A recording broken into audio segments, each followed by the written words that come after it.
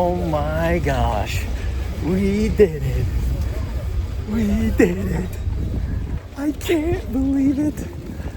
I was just talking to myself and I said that there's probably not a win in sports more that I wanted than that one. 2016 Cubs, the Super Bowl for the Packers. I don't think they even, I mean, all things considered, all the things that you want to accomplish as a sports fan is you gotta beat your rival. You have to beat your rival. And it took a long time. It took 20 years. But Kevin Dresser did it. They brought him in and he finally took him out. So many things have happened in the past that have put us right there within inches. We don't need to go over all them, but so many things have put us within inches of taking them out. And we haven't been able to do it until now. After 125, I thought, I was saying before that 125 was going to be the decider in the duel. I said if everything goes chalk, 125 will be what decides it. And I was like, man, it kind of sucks. We're going to see that right away. And sure enough, we saw it the second match. A lot of people complaining that they started at 285. I couldn't give a shit about that. That's always that's like something that people talk about before the dual meet that they care about. I don't care about that. You got to wrestle all 10 matches anyways. Doesn't hardly ever matter. But 125, Steve O'Poulian comes out and loses to Dean Peterson, and I thought that's going to be it. Because if you want to beat Iowa, you can't. You gotta win the ones that you're supposed to win. And I'm not saying we're supposed to win that one, but that was one that it almost felt like you had to win. Dude, where the freak is my car at? And where is Tyler? I have no clue where I'm at. Oh, god dang. But then, everything flipped when they hit 133. Dude, where is my car? And where is Tyler? This is a nightmare. I don't even care. I'll freaking walk home at this point, but we're gonna do one of these. I don't even think I'm close to my car, to be honest, guys. I don't even think I'm close. And I don't know where my buddy's at. Where the hell is he? Anyways, 133 comes out, and you got, hold on, he's calling me. All right. I did 125 a little bit while I was walking, but we found the car finally. 133, dude. That was the match that felt like there might be something here. I was saying earlier when I was looking for you, holy shit, that I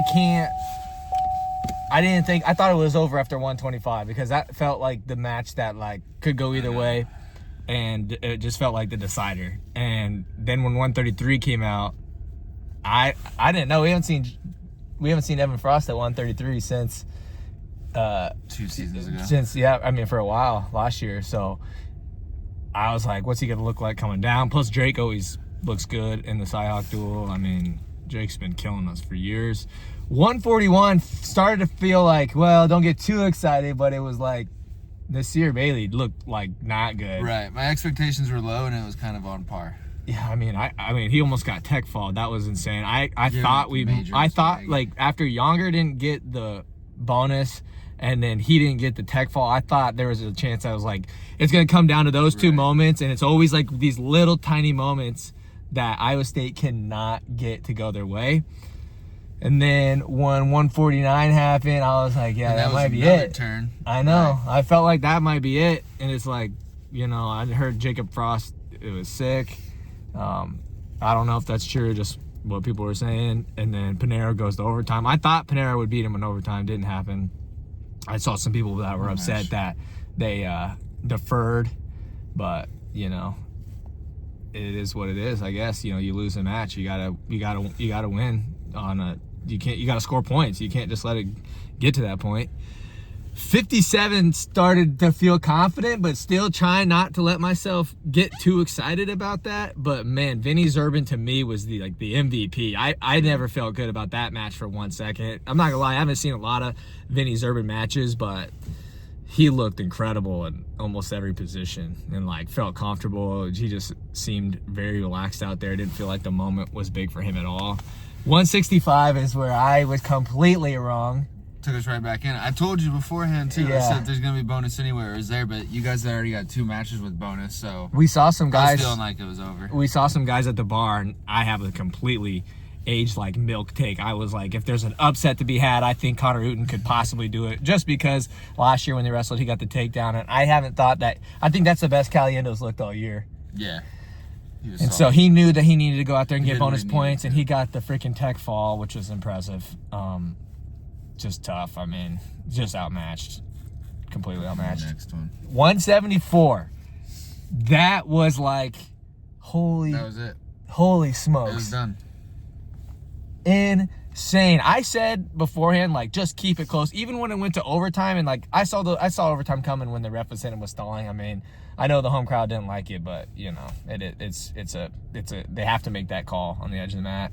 And it goes to overtime, and like PK has done this time and time again. I kept thinking of the Lenny Pinto match from like last year or 2 years ago when he was getting beat, kind of got thrown to his back, but he just keeps coming. He weighs on you, leans on you, and MJ just was game the whole time. Mm-hmm. The whole Yeah, I time. he was gonna And like put he was like looking at the crowd, like getting excited, and like he did do the high flyer stuff that he does, but freaking worked. I mean, I don't even know like how he got the takedown in the first one, but he wasn't really afraid in any position, and he was just game. And then the challenge brick that Dresser threw was so smart. I don't know about the locked hands thing. I heard some people online saying that they did think it was locked hands. I at no point thought that that was going to be locked hands. Not that I could see it, but what I'm saying is like I only thought about they're throwing that brick because they were trying to get a lunger for MJ to give him a little bit of gas. You had to ride him for like 10, 11, 12 seconds, whatever it was. And then he freaking just goes out there. I don't even know if he got bonus. Did he? Or not bonus. I don't even know if he got back points or not. Did he? But man, he looked, I mean, I thought if it goes to rideouts like that would just go Iowa's way, and You won it. they did it. And then 184, nothing really surprising. It was kind of a boring match. I will say, I thought that Isaac Dean looked impressive fighting off a lot of His those shots defense was because good. Angelo finished those shots on almost everybody in the country. Yeah, he was struggling too, you could tell. And so, you know, at no point were we ever that offensive in the match, but I mean, I was impressed with his defense for sure, which we kind of knew that. If you've seen him wrestle at Ryder, that's just kind of that's kind of his style. And then, 197. Rocky came out like the freaking closing pitcher, and like all week, everybody, the media was trying to like put it out there that Masoma and Dean, like, you know, shout out to Masoma and Dean. He has done, you know, incredible things so far. I think he's already surpassed what most people have said he was capable of doing. So, you know, he's already knocked off plenty of guys. This is his first loss and like whatever, but you know, I was in a debate with somebody about who had the better resume so far, Rocky Elam or 3-time Division III champion Masoma and Dean. I was like, guys are kind of losing their marbles. Like this Dean kid has completely broke people's brains when it comes to what they think about him, and I think going forward he's gonna be just fine. I think this doesn't really change my opinion of him. Losing to Elam, because I had Elam beating him. I thought Elam was going to give him fits if he got a takedown and got on top, but Elam was just too long, and like that length just kind of gave him fits. And, you know, he's game for sure, but Rocky Elam proved today that he is in the top echelon of 197 pounders. But Every dog's got their day. I mean, you guys have been beating us for 20 years. Statistically, it's got to happen eventually. You know what I was but thinking though? My daughter has never seen Iowa State lose to Iowa.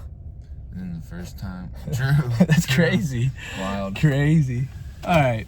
I had to do this. I had to make a video. Dude, of course. You start a vlog up once they win. He didn't even make a video beforehand. No, everything was after. This is weak as hell. Talking out his neck.